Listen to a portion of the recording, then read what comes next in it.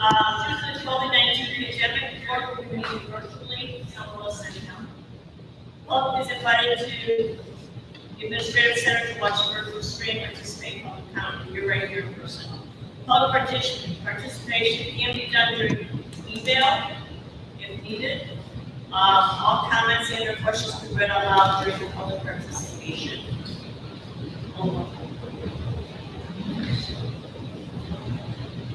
Mrs. Salter? Mrs. Egan? Mrs. Egan? Ms. Davenport? Present. Mr. Noman? Can I hear? Mr. Noman? Mr. Noman? Mrs. Hill? Here. Mrs. Blair? Not present. And Mrs. Petropolis?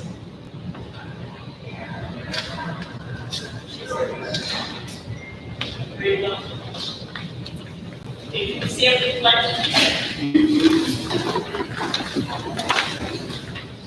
I pledge allegiance to the flag of the United States of America, and to the republic which stands one nation under God, indivisible, with liberty and justice for all.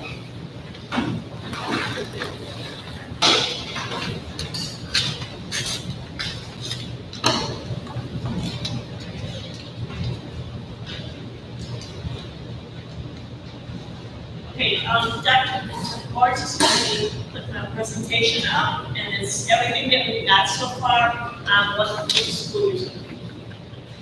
Okay? And this is not done by any means, it's just that we've come a long way in the last few weeks. And so, still a lot of tweaking, still a lot of things to do, but we've got the gist of it going right now.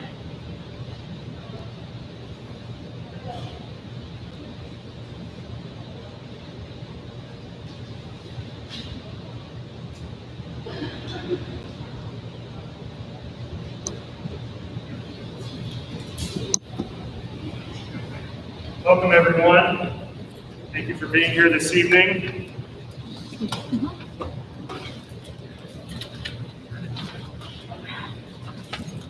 See, when we have to switch around some of the technology, things take a little bit of time, but it seems to work out in the end.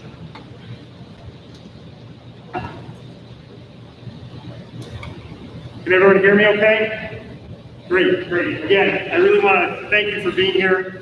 I know that the last few months have been extremely anxious times, and now that we're getting closer to that start date of school, that anxiety ramps up even more, not only for our staff, our families, but our students as well. We want to try to provide as much information as possible for you today. For those of you who were here at our board meeting last week, a couple of these slides will be repeats, but we knew that we would have some new people in the audience, and we wanted to make sure that you heard the same information that was shared last time.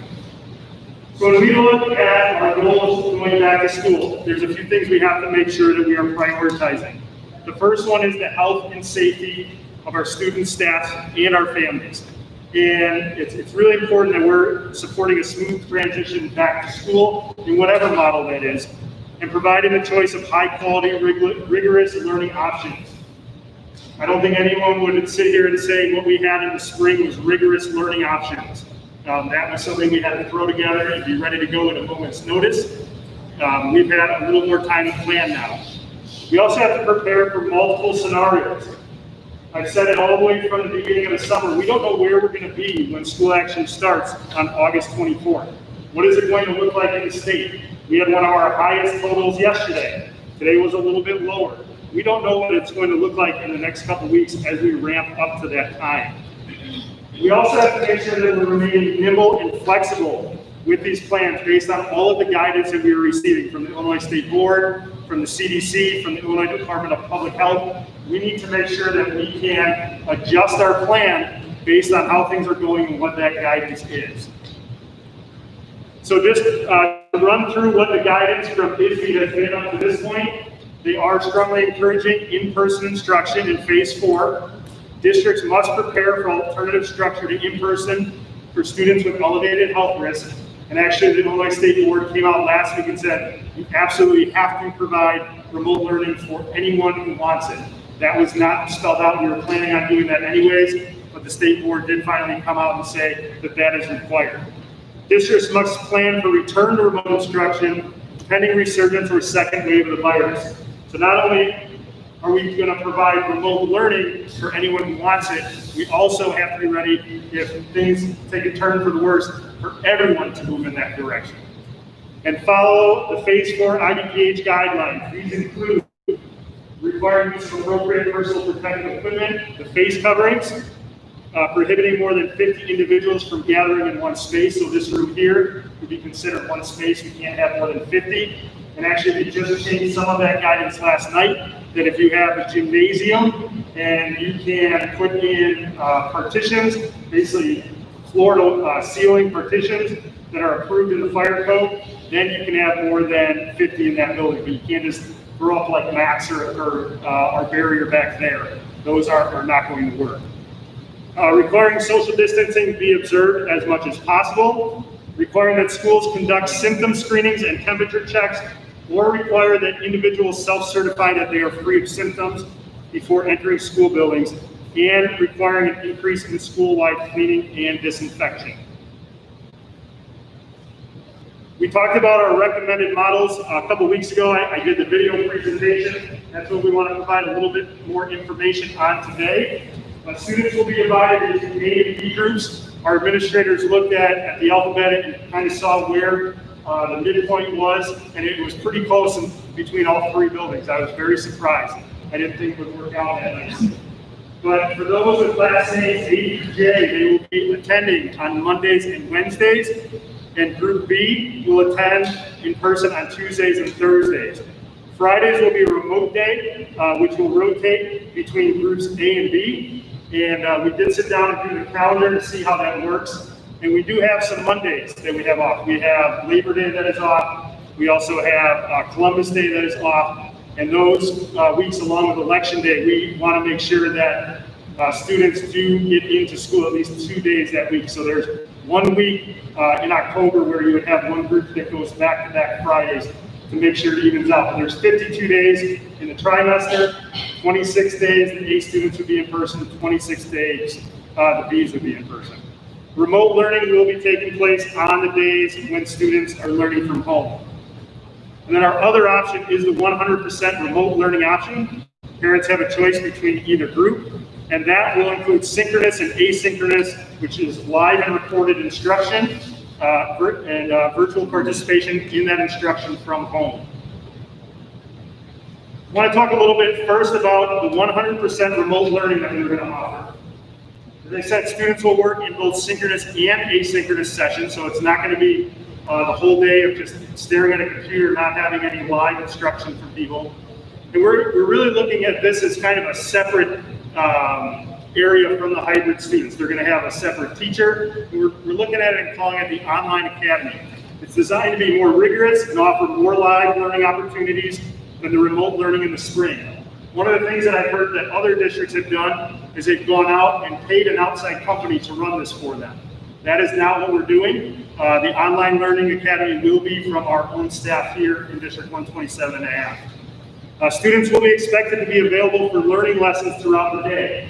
Last year was kind of, if you can sign on, great, do your work when you can. Those signing up for the 100% remote learning option are going to be expected to have a very specific schedule. They'll have a time at 8:10 when they need to check in and have that first class session, and that is when attendance will be taken. Students who enroll for the Online Academy must do so for the entirety of the trimester. The trimester ends November 6th. And for us, that's really for staffing issues. We need to make sure that we're not having a whole bunch of students come back into the school when we have to make sure we're splitting it up to practice that safe social distancing. Our District 127.5 staff will facilitate Online Academy courses. However, the students may not be assigned to teachers or classmates from their whole school. So if it's a third grade student, there's a good chance that they would have classmates from their own school at Central and at Lawn, and the staff member could come from either school, but that would be their class for the Online Academy.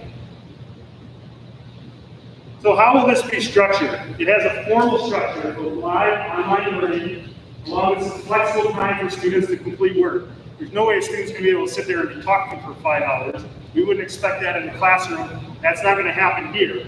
But we do envision it, and I'll show you a mock schedule a little bit later on, where they would work with their teacher, then they might do some independent work, or they might break up into a small group while other students do independent work. Those are the things that we're looking to do in our online academy. Teachers will provide schedules for synchronous video instruction and collaboration, as well as for individual mentoring. It's not like every single day it's going to change, where one day they have to sign on at 8:10, the next day is 9:30. There's going to be a schedule for you and your family to follow. So will they be sitting in front of the computer all day? They're not going to be expected to do that. They're going to have activities that they are going to look to do beyond that time. We're looking at 5 hours of instruction on those days, and there will be breaks built in between. I know as an adult, there's no way I can pay attention for 5 hours straight and actually take some of that information in. How would we expect our students to do the same thing? So what are the expectations for family involvement? Very similar to in-person learning. We know that the school and the family, when they're supporting the students together, that's when we see the growth. And that's exactly what we want to see in this model. For students learning in the online academy, teachers will collaborate with parents to ensure that the students have the executive functioning skills and technical tools necessary to learn in an online environment. We know that some students are ready to jump on the computer. I have one son who's really good with it. I have an older one who, I'm lucky if he knows how to turn it on half days. So we know that there are going to be times that the teacher's going to have to work not only with the student and with the family, depending on the age of the student, to make sure that they have the capability with the technology. We never want a student not to be able to get an education because they can't figure out the technology. Throughout the term, there will be opportunities for teacher conferences, orientations, and communication similar to structures in-person learning, but it will obviously be held virtually. Some of the areas that people ask about all the time: special education, what's going to happen with students with IEPs or 504 plans that decide to go remote learning. They will still receive their support and services. At times it might be necessary to hold an IEP meeting to determine if those supports need to be adjusted in any way. Grades. We all know the pass-fail works for some kids, many kids. That motivation to get things done goes down quite a bit. We will have traditional grades in this model. Students will receive reporting and feedback from teachers throughout the class, just like they would in person. And the other question that's asked is, if extracurriculars are provided and I sign up for remote learning, is my child going to still be able to participate? Absolutely. Anything that we have in person that we feel we can do at a safe distance, if you feel comfortable sending them, they'll have that opportunity. We also know many of our teachers are going to be running some of their extracurriculars that they can virtually, so that students can participate that way. So, a schedule. What would a possible schedule look like for, let's say, a K-5 student in the remote learning option? Again, you would have a morning meeting with social emotional learning, kind of a check-in with the students, see how they're doing. Then the teacher would look at teaching the whole class, like in the workshop model, have it that time for the whole class. And then for the next hour, there might be some independent work the students would do, just like they would in person. And then while those kids are working independently, the teacher might be grabbing 4 or 5 other students to be working in a small group. Then we'd have a break. Then we'd have specials, whether it was PE or art or music, they would have their specials.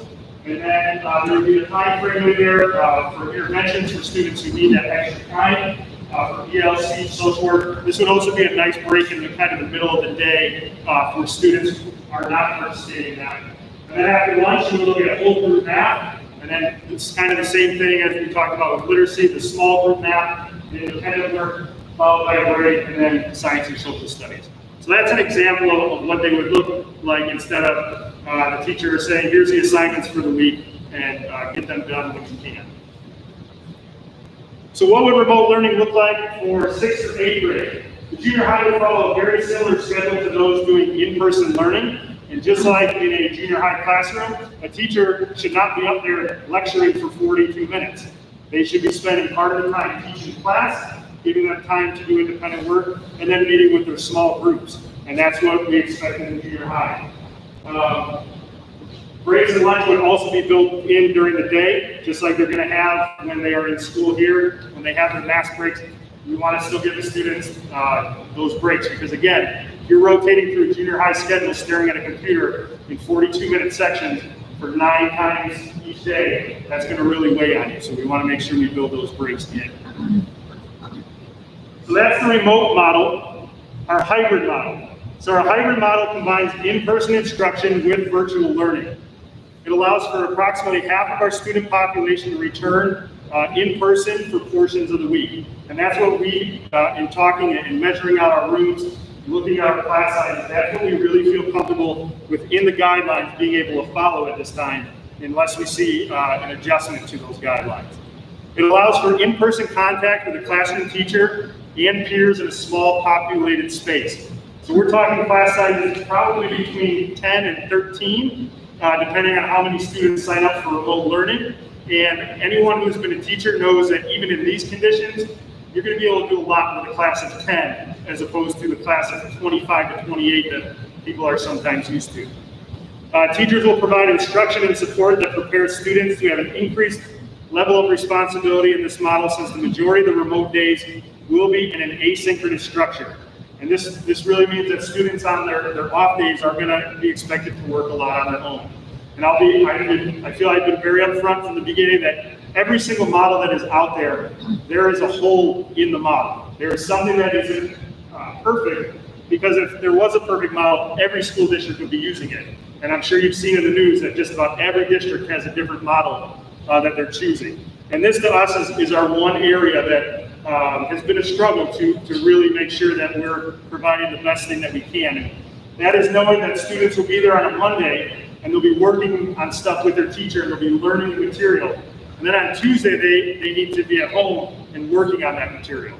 And for some students, again, that won't be a problem. For others, they're going to need a lot of that support. And we are looking at ways to try to provide some type of synchronous instruction for them. The state is strongly recommending 2.5 hours of that a day, which sounds great. With our staff right now, we don't see how that would be possible. And I've talked to many superintendents who have similar models, and it is the same thing they are struggling with. How can you provide that extra instruction when you don't have the staff? So again, I want to be very upfront with everyone that is the one area that we know is not the best in this model. Students will be placed on the AV rotation according to their last names, as I said before. They will participate in a full day of learning when they are physically in school. But I also want people to realize that this day will look much different than what we are used to. For those teachers who are in the buildings, or for those of you who have volunteered and come in to help, I think we have a really nice community here in this district, and the classrooms, you feel that when you go in there. We're not going to be able to have that same feel that we've always had coming to school, between the students being separated all over the place. We're going to have to build in a lot of hand hygiene time, going to the bathroom and washing hands. Breakfast and lunch are going to take more time than usual. And those are times that are taken away from that instructional time.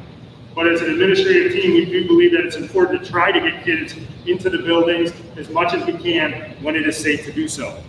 And again, on the days that students are at home, they will be participating in that asynchronous learning designed by their teacher, and really should plan on engaging in approximately 5 hours of learning during that day. But that time will be much more flexible for when they can work on stuff.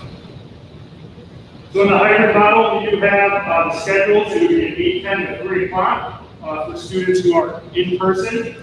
And then in our pre-K, we'll follow the same format, but they will have an AM and a PM session. And for those of you who have been in the pre-K program, you'll notice that 15 minutes are cut off on each end. One of the biggest challenges right now for all districts is making sure that we are cleaning these buildings to the extent that they need to be cleaned.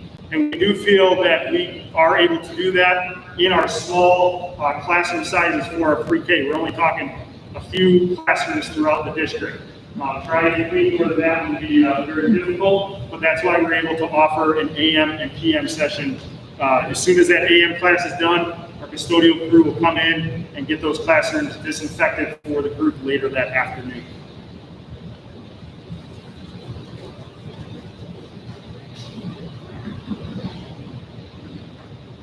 So how the hybrid learning is structured. The days students do not attend in-person learning will be, as we talked about over and over, will be delivered asynchronously out of school, mostly through electronic means. On these asynchronous days, students will not be expected to sit in front of a device for the entirety. They'll still be getting other subjects. PE will be a big thing. We need to make sure we're getting them out and moving. I'm sure, like my kids, they have not been as active as they normally would be in the summer, no matter how hard we try, and I think we all know that that's very important.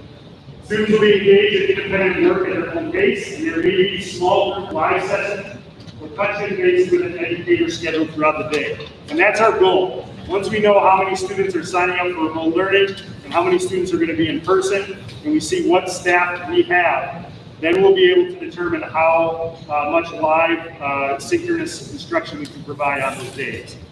And the hybrid model allows for frequent face-to-face check-ins, both in person and virtually, so that the staff can respond to the social, emotional, academic, and well-being needs of students on a regular basis. And I talked at our last meeting, one of the hybrid models has students come in Monday and Tuesday, and Wednesdays that alternate day, and then other groups come in Thursday and Friday. We really felt it was important to have students spend the least amount of time away from their teachers in a model that we could do safely.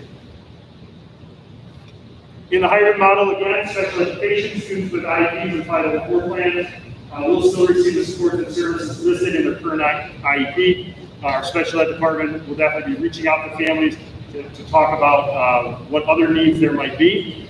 Students will be graded, again, on the district's traditional A to F model.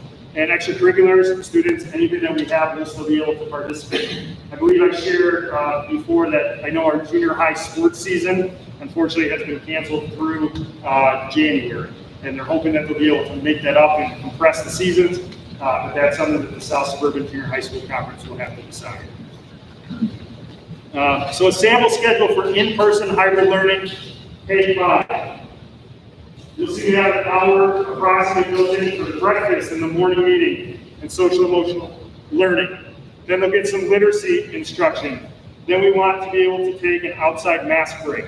And those times I expect for those outside breaks at first to take a lot longer because students are going to have to get used to washing their hands and doing hand hygiene when they come back in. But I also think when you have a class of 10 to 12, they're going to figure it out fairly quickly. Then some more literacy instruction along with their specials. I want to make sure that we understand the specials, that outside of PE, specials will be taking place in the classroom. For our art teacher, where you normally go to art and they put out the watercolors and the markers and everyone picks up and shares. That's not happening anymore.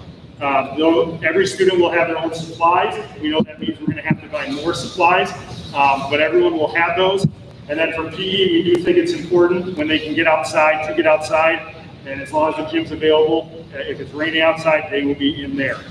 Then we have math instruction along with another mask break. So hopefully they're getting a mask break in the morning, at recess time, and in the afternoon as well. And then either social studies or science, and then dismissal time, which again is going to take some time for our students and our teachers and our families to really get used to, because in the buildings, we're still looking at having the same times, but there are going to be different entrances than people are used to. We're going to need to make sure that we are using as many of those as possible, so we're not having gatherings of 4 or 50 crowded together anywhere. And then for our 6-8 for our junior high, schedule looks similar to what students currently have. ELA and math would be blocked. Our junior high staff is looking at the possibility of being able to block science and social studies. So they would have 2 periods, one day of science, and the next day 2 periods of social studies to try to not have too much movement, because our teachers will be moving around. Our students will be staying with their cohort in that classroom. They'll have either PE or health every day, as well as their encore class. And the teachers, we talked to them about making sure they coordinate their outside breaks for students with each other, so that students aren't like taking 3 breaks in the morning but nothing in the afternoon. So making sure amongst the grade level teams they really split that up. And students would leave the classroom again for PE, and during lunch periods, talk with Mr. Youngberg of making sure they get outside. Our kids don't typically have a recess for the lunch period, but we do want to get them outside as one of their breaks. Tomorrow morning, the plan is that I will tape this presentation where the camera can kind of zoom in on me and I can just talk if you watch the one from before so that people can hopefully hear it clearly and understand. And a survey will be going out where families will have the option to choose the 100% learning or the hybrid model. And we are asking that all of those are due back by Tuesday, August 4th by 3 p.m. I know that some districts have an even quicker turnaround. 6 days to me seems like a quick turnaround to make this decision, but we also have to start looking for our staffing and knowing exactly who we need where. We'll also be receiving reopening documents. There's a roadmap to reopening, which really talks about a lot of our safety procedures, and then a document on the hybrid model and the remote model so that parents can read it through and hopefully ask any questions that they have throughout that week. Just to go through some of our health and safety protocols once again, face coverings will be mandatory. PPE kits, including masks and disinfectant, will be provided to all staff in the classroom. Temperature and symptom screenings of all visitors will be conducted upon arrival at all facilities. Just like today when you had the temperature taken. Isolated waiting room identified in all facilities for individuals demonstrating COVID-19 symptoms. On Thursday morning, I'm walking through with our architect who's been with us for a very long time, and we're looking at what areas are going to be the best places for this, what type of ventilation is going to be provided, and part of that is bringing in more fresh air than you normally would, which is for our HVAC system, not very efficient, but it's what is needed in this stage. And limits will be placed on non-essential visitors, volunteers, and activities involving external groups. Those of you who were here last time know that one of my favorite things is seeing people volunteering in our buildings. I see a lot of familiar faces here tonight. We're not going to be able to have that at this time. And when I said school is going to be different, those are the types of things that are going to have to be different. Social distancing will be observed as much as possible in all areas. No gatherings of 50 or more individuals in one space. Buses are limited to a maximum of 50 people. Families are encouraged to drive. Our largest bus route last year had 45 students on it. Assuming that that's cut in half, we're talking about 22 or 23 students. So I'm confident we'll be able to space people out. They will have assigned seats. The one part that I have not been happy with at this point with our bus company is that they are saying that they are only sanitizing the bus at night. And I shot back an email today that said that is unacceptable. And we're going to have to sit down and talk, because it's one thing if it was buses just for our students and they were sitting in the same seat, but there's the chance that they are going to another district after that.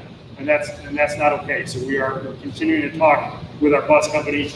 The completion of a COVID-19 self-screener by all staff, students, and visitors will be required prior to arriving at school for district offices and daily temperature checks.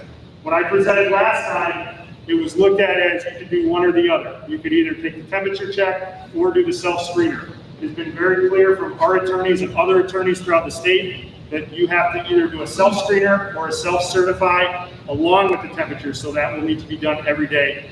And we'll also be taking temperature checks throughout the day if those are needed.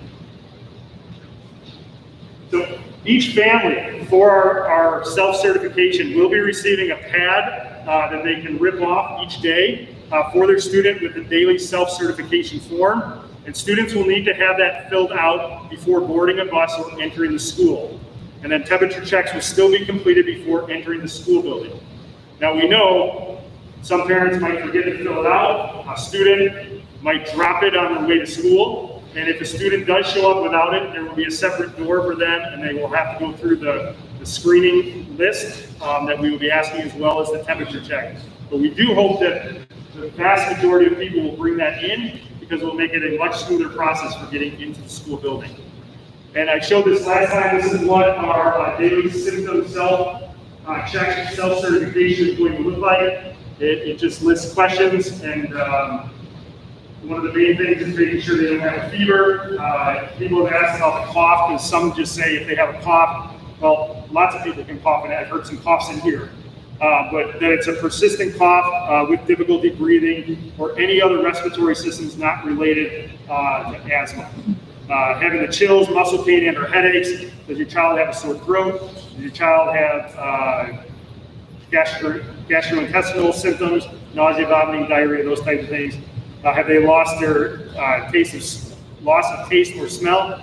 And then the final question is, have you been already asked to isolate or self-quarantine? And then there will be a spot on there for the date and the signature from the parent. Now, obviously, we have to trust that they're going to fill this out appropriately, but again, that's why one of the things we'll be doing is looking for symptoms throughout the day and also doing temperature checks just to be on the safe side throughout the day. And this is, again, a repeat, but I think it's important for people to hear because I know it's something a lot of people have questions. Preparing for when a student or staff member becomes sick.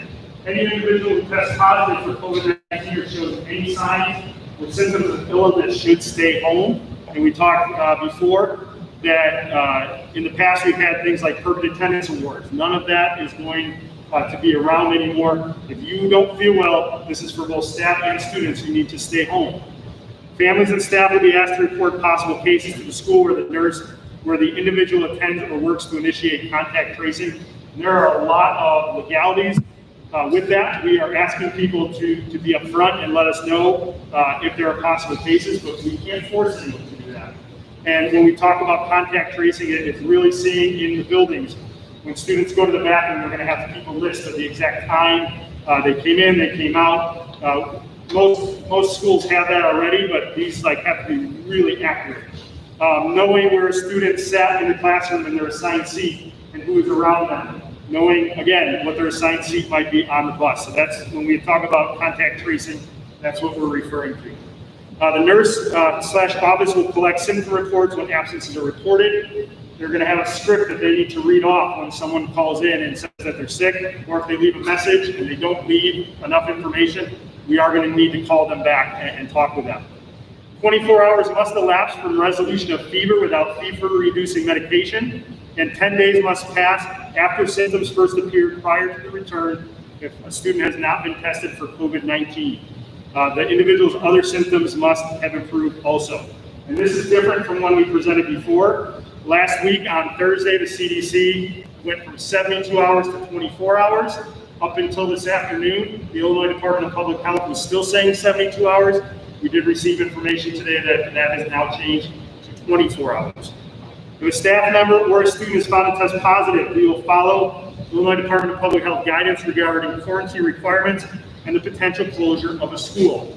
So if we have a student or a staff member who does test positive, we will be reaching out to the Illinois Department of Public Health, and they will direct us of what we should do. Now, that doesn't mean that if they say, oh, you can stay open, but we're like, we don't feel comfortable with that, we can still close down. But they will be providing us information once we contact them.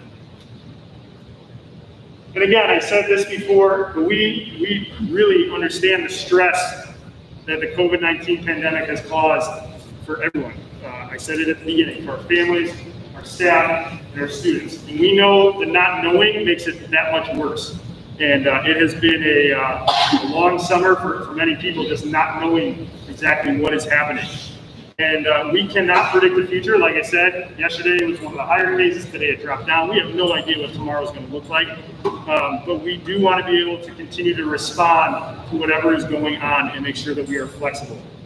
We ask for your continued patience. We could be talking about this tonight, and on August 24th, it could look completely different. And that is extremely frustrating, not only for all of us who spent the time putting this together, but for families who now have to scramble. But I've said it a couple times, but the partnership between the school district and the individual schools and the families are what make this a great district. And I appreciate the continued patience that you've given us up to this point. All right, I'm going to unshare my screen.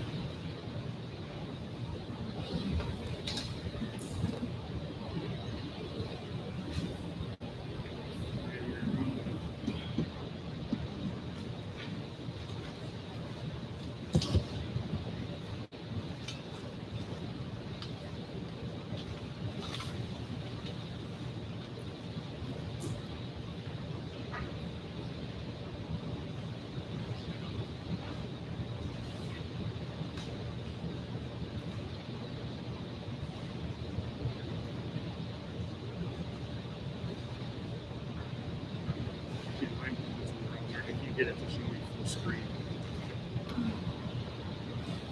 Yes, I'm still in the shared screen.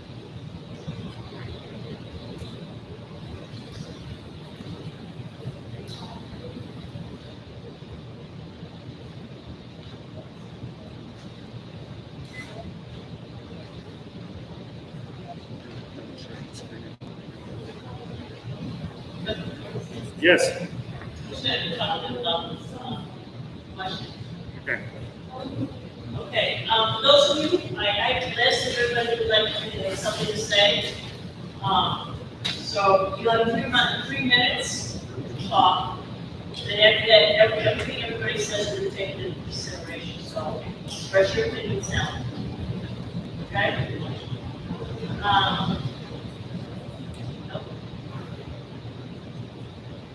That's right. We're going to allow the board to ask any questions first. Oh, okay. Okay. All right, sorry about that, everyone. We couldn't get it to stop sharing the screen. At this time, wanted to open it up to board members who might have any questions or comments. If you are at home and you would like to speak, if we could just ask you to raise your hand so that we can unmute the speaker here so that everyone can hear you clearly.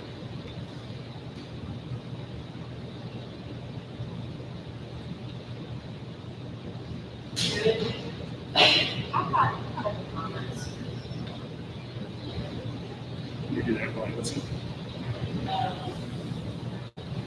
Are you unmuted? I am. Okay.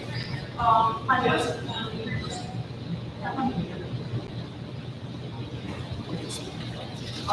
first comment is a little bit petty, but I was just a little hopeful that whenever, when we get to this point, that the school supply list will be prudently compiled. Prudently compiled? Yeah. Okay. Because usually I find that the school supply list is really huge, and kids come home with more stuff than they used, and I don't know, I just hope that everyone is just really cautious about the school supply. That was my petty comment. My more non-petty comment is about the bus company and my concern about their lack of enthusiasm of wanting to sanitize the buses. And I guess my sense of just disdain comes from the fact that we've had many discussions with this particular bus company. The fact that I would honestly say I think the way that we had to deal with their contract and paying them for work was along the lines of extortion. So to come to the point where everyone is trying to do their best to get something put together where we can have, these kids that are coming back to school in accordance with, public health officials, I find a lack of enthusiasm to cooperate with the sanitizing the buses. It's just hard to say the least. And I don't know if you feel like you've gotten to the point where you've really vetted that issue, or maybe you haven't had a chance to. But I guess I'm concerned about what you think about how strong you are in the position. Yeah. So in terms of the bus company, that communication really started yesterday. And they said they'd be willing to continue the conversation, but I have not gone out to the head boss yet. I'm talking with Carol, who usually deal with the bus company. And just reading the guidance from Public Safety Board of Education, unfortunately, they're in the legal right to only sanitize the bus once a day. It's just beyond comprehension at this point. And that's what I shared with the bus company. But I do anticipate there will be next couple days this conversation will pick up quite a bit. Yep. Okay, so how confident are you that they are going to be picking up kids that are not our kids on those buses? Because then, if there is an assigned seat, then maybe the argument that it is not so big of an issue, maybe are you pretty confident there will be different students inside that bus? I think they are waiting to hear what every district is doing. In a normal year, yes, it would definitely happen. But then not knowing what other districts are doing, they don't know who they're busing at what time right now. Then I guess my last comment would be, for example, my kids are in gymnastics. and they can spray up the plastic. Each kid has their own little mat. They can spray those mats in literally a minute and a half with the little spray bottle and wipe it. So I guess I'm just very hopeful that they realize how big a deal it is. A, B, how cheap it is to sanitize those seats. C, how quickly you can sanitize those seats. And if not, if they're going to play the same type of extortionist type of role that they did with us with the payment, I'm curious if the news channels would be interested to see what the bus company's position is on sanitizing, or maybe even members of leadership in the state would be interested to see this type of thing. Thank you, Senator.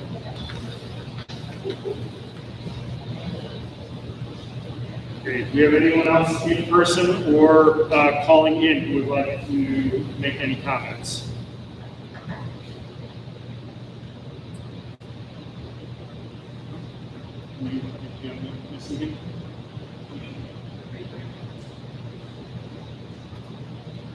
Can you hear me? We can now, yes. Okay. There's no hand-raising feature.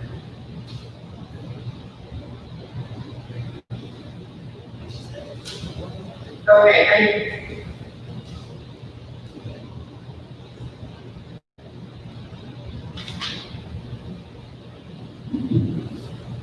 Sorry, Mrs. Egan, it looks like you were cutting out a little bit.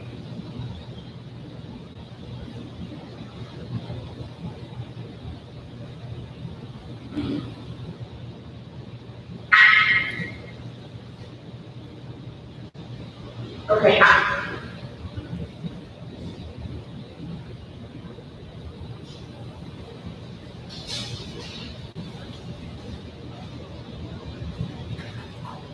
Is there anyone else at this time?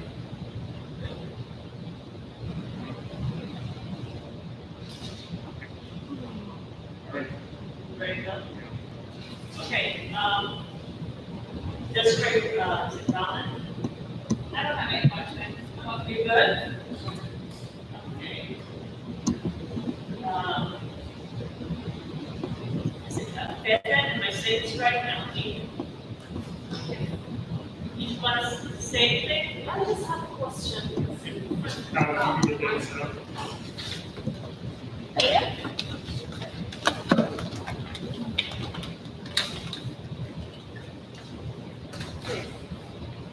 I hear a lot of other districts on Apollo and Hickory Hill, they're gonna have 5 days a week full time. So it doesn't make any sense for the different, huge difference for here and other places. So, you know, it's hard, very hard to be in group A. You guys divide the kids for A and B, and they're gonna be a little tough on us. So how are we gonna work and take care of the kids and, you know, all the stuff? So I'm just wondering why. Why they're gonna have the kids 5 days a week, full time, and here it's gonna be only 2 days. So, thank you. Thank you.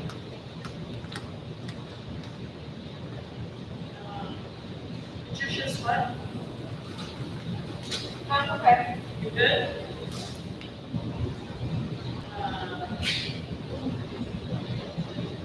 Tiara, is it Tiara Yarborough?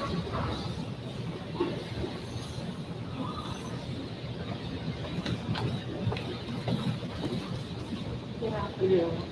First I just want to say I thank you guys for finally putting out a proposal for the online remote learning. But I am very concerned if this is coming out now and then the survey is coming out tomorrow. And I don't think you guys gave parents a fair chance to make a decision between a hybrid and 100% remote learning when this proposal just came out today for 100% remote learning. Especially when almost half of the parents have said they want to keep their children at home. And there's already been now 2 presentations about hybrid model and none about 100% remote. I'm also very concerned about you have a child who has an IEP and his needs were not met last school year. And of course, you know, everything is going on, so that was excused. But now I need to know that his needs are going to be met, especially if I'm choosing 100% remote learning for this school year. Because a lot of information did not come from the system.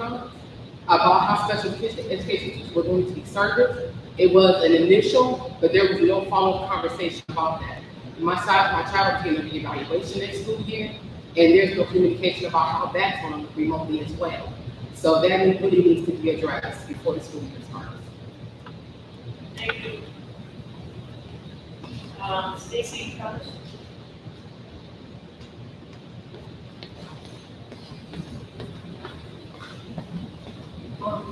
My son's in special education, and I think it's great that you guys want to do hybrid, but it's not enough. Remote learning will not work for him. He cannot focus, he needs one-on-one aid to do his assignments, this isn't gonna work. If they need to cut off the school days, half days, 5 days, that's fine, he's already falling behind because it's remote learning, and it's just gonna make him more upset and more frustrated.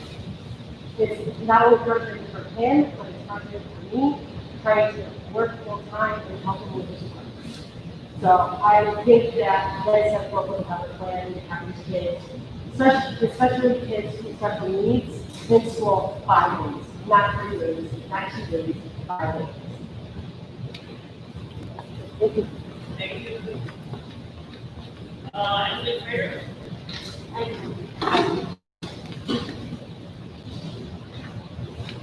I actually just kind of have a couple of questions. I know Finley has a rule, kids aren't allowed to have their own water bottle. Are we gonna take that rule away, or do I still need to get that personal? It's kind of one of those things that we need to know. And then the online academy, if they're gonna be following a different schedule per se, is it a Monday through Friday schedule, or are they gonna follow like a hybrid, so 2 to 3 days a week while they have attention from the teacher, and then the other off days they're expected to learn on their own?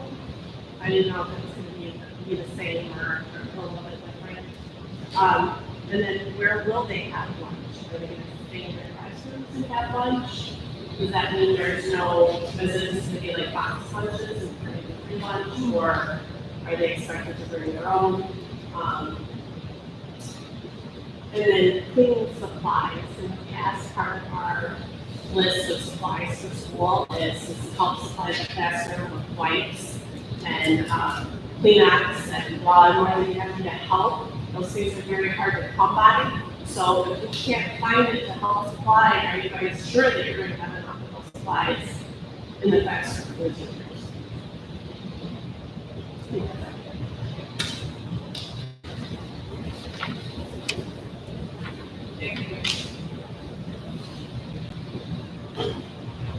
Brian Frater?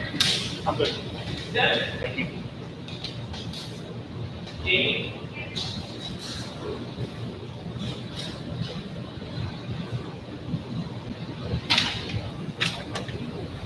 Good evening, everyone. Thank you again for putting together a presentation. I think it's difficult as parents. I'm a school teacher and a parent. It is always difficult to come up with plans to suit everyone, but I think you guys are doing your best. It's tough. And we have a smaller district, considering what other districts are doing. I do have a couple of questions in terms of instruction. How will kids be cohorted in the junior high? I know they do math instruction differently. Reading might be more of a heterogeneous, but math is definitely more of a level. How are they going to do that? And in terms of kids, if someone comes into the classroom and somebody tests positive, will the whole class, the whole classroom have to be quarantined? So the whole cohort have to be quarantined? And if so, what are the academic expectations for those kids, and who will be monitoring that? Will that be the online academy teacher, or will it be the classroom teacher? So how will those things, and how will that be communicated to teachers? Because, sorry, parents, will be my question. And I think that's, who is going to care for the kid? If someone comes in and they're not self-certified, who will be caring for that? Will you be at the expectation of a teacher? Because I think as a teacher myself, I would want to know that if I am a certified staff or a care professional, who is going to be in charge of that? Because if I get children at home, am I going to want to be dealing with that? And last question, I think a lot of people have been asking a lot of great questions.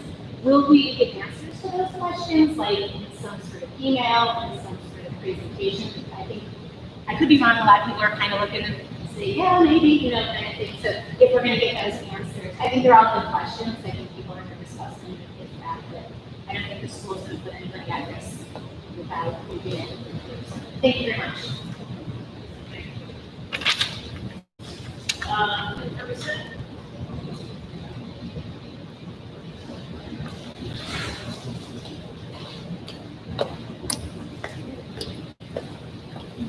Hello. There's a few things. The masks. Are you going to be able to provide masks for the students? And how well are you going to be able to keep up with the students wearing the masks? Because they take it off, they sit it down, they put it back on their face, might look over. That's my problem with wearing the masks is they're not being properly cleaned or disposed of, and there's no point in wearing it if it's going to touch everything. And then touch your face again. The other part was, what about sanitizing the kids before they enter school? Like, is there like a spray down gonna happen? Like walkers are outside, they're touching trees, leaves. You know, kids are coming into the building, you don't know what they touch, not just being on a bus, but walking to school. There's like a spray down with a temperature check to make sure that whatever's on them is not being brought into the building. Is there gonna be somebody on the bus monitoring if they're sitting in their assigned seats? Or you know, whatever's going on the bus to make sure they're not touching each other or fighting or whatever's going on with that. I also have the self-certification form. How are we not knowing that a parent is signing 5 forms and sending one child picks up off the table again? What if parents are not there to fill out the form in the morning? How accurate is it not a waste of time to do the form? How accurate are they actually being is my thing with that. And then in class, even online, tests to calculate the learning of the kids. Has it been thought of to, they're being taught this, they're being taught that? What do tests look like to see that they're gaining information over time? If something is not being learned, is it going to be taught a different way? Are they going to revisit it? Is it going to move on to the next subject? How much time is it really going to be to be able to test and see what's being learned and what's not, what needs to be evaluated as far as the curriculum is concerned? Okay, I think that's all I got. Thank you. Section Johnson.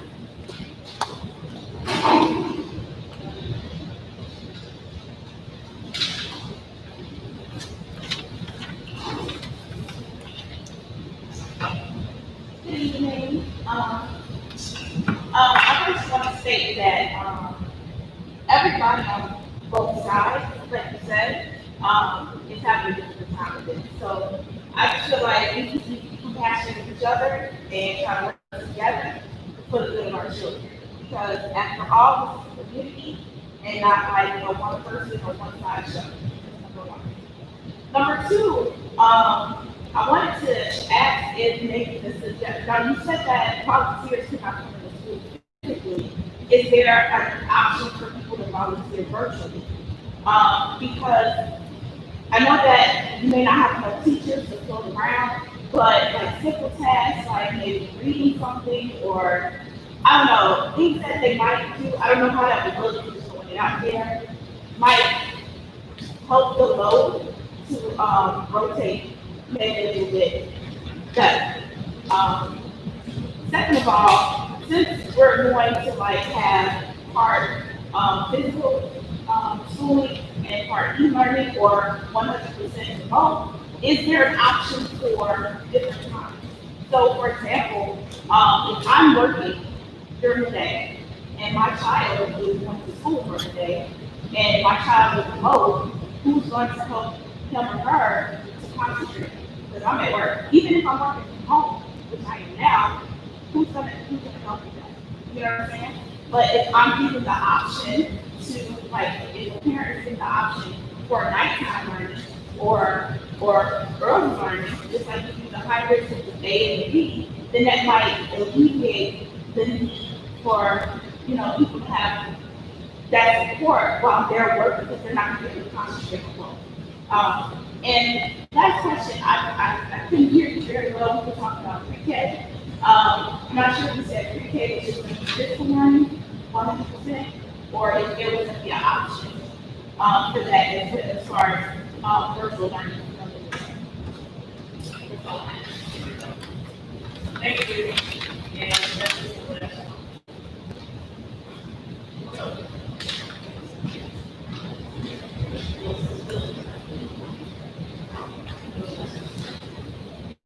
I didn't miss anybody?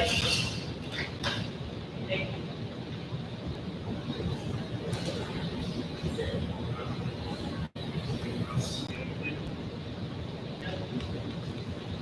What else, guys?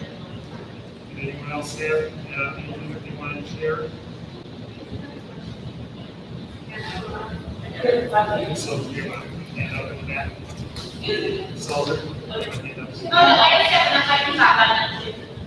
If somebody decides to go hybrid, but then it's like having, you know, like, I'm not comfortable with keep shutting down, if it's getting quarantined, I want to go full remote or online academy, kind of do that, and so, you know, I'm 4 weeks in or 5 weeks in, oh, I'm not comfortable, can you opt out at that point then? Okay, thank you. It looked like Ms. Keegan wanted to say something. Okay. For that last question of concern, because without the money. Yeah, the last question was asking if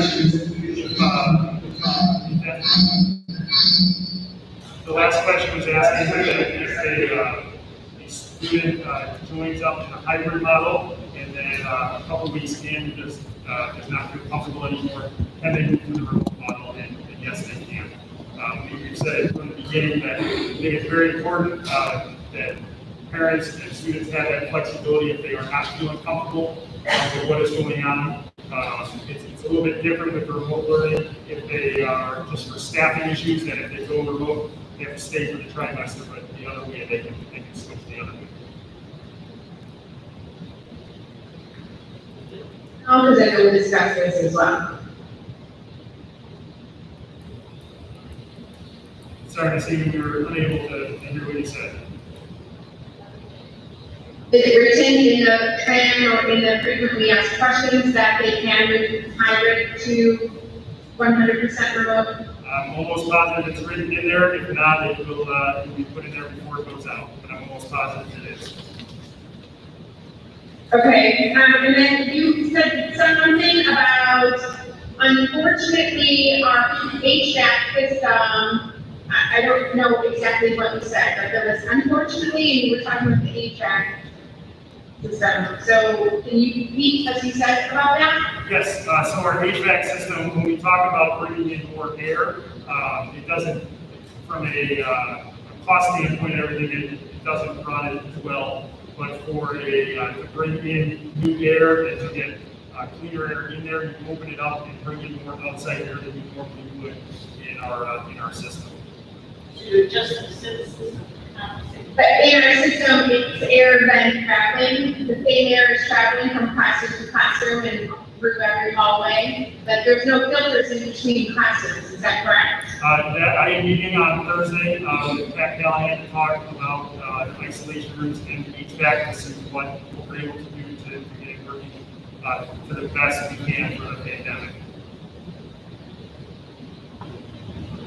Okay, and then you briefly talked about, mentioned the classrooms, but it's also written in terms of perhaps not being in the classroom. So can you talk about what that plan is? Because I too would have liked to have seen more meat to this presentation than there was last time. And lunch is definitely not being discussed, and I've seen it both ways where, you know, if you're talking in the classroom, you're talking about the risk of 10 to 15 kids with no masks. But now if you're talking about putting them into the gym, and now you're talking gym, can you hold 100 people? What our actual plan will be for lunch? Yeah, and our actual plans will be dependent on the numbers we get back to see how many people we are going to have in the buildings, and also what staff we have to have it in the classroom. I think we can pretty safely do it if we have, let's say, 10 students in a classroom, and be able to space them out, because there is that risk of mixing students together in different rooms. But we also think if we had to have it in a gym for a couple periods, or like at Rick Central, they have that second gym, which is used as a lunchroom. We feel that we'd be able to space students out, and none of our spaces we'd be able to have more than 50 students. We're not going to be building an upper partition to go up for the same. If the plan is for students to stay in the classrooms and not even travel through the hallways, what makes it safe for them now to join 4 or 5 other cohorts of classes in a larger space, to take their masks off and to eat? Yeah, and we've talked at the administrative table, if we have enough supervision, we definitely want to have those inside the classroom.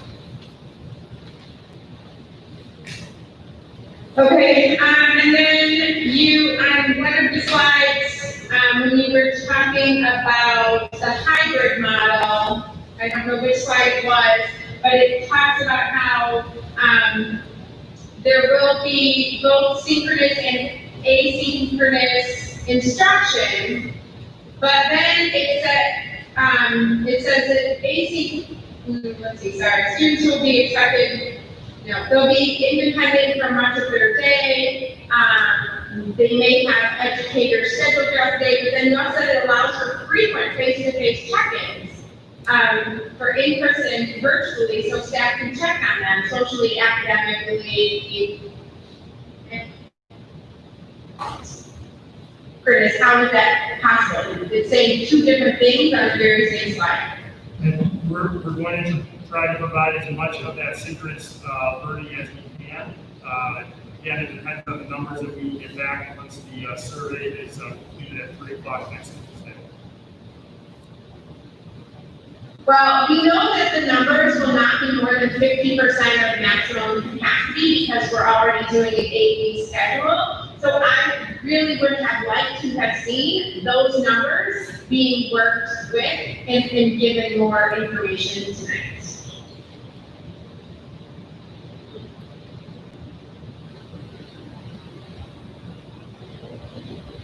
Anybody else?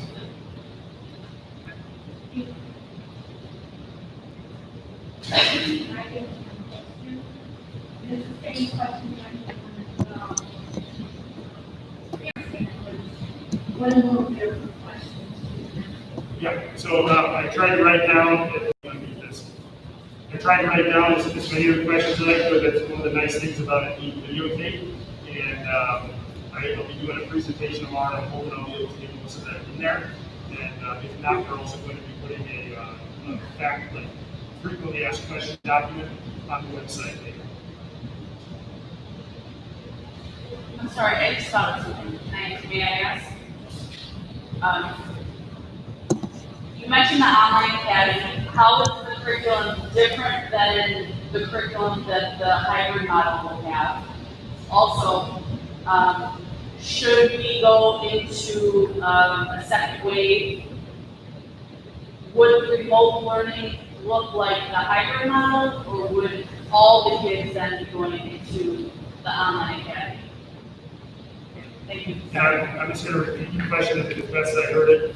Really asking about the curriculum and the differences between in-person and being 100% remote. And what was the second half of the question? If we get a second wave, Yep. what will all the kids be doing? And the second question was, if we get a second wave and we have to go out of school, what will everyone be doing at them?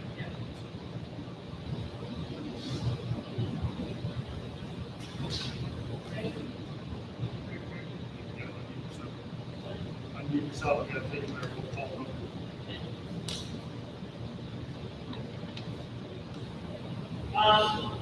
This time we're going to adjourn. You got to take a roll call. We just need to have a motion and a second. Yeah.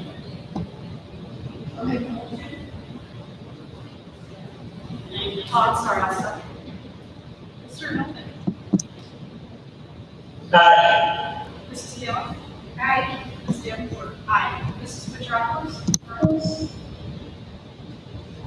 Aye. Lamb. Mrs. Lamb. There's no. Is there someone? Aye. Mrs. Egan. Me, there's my name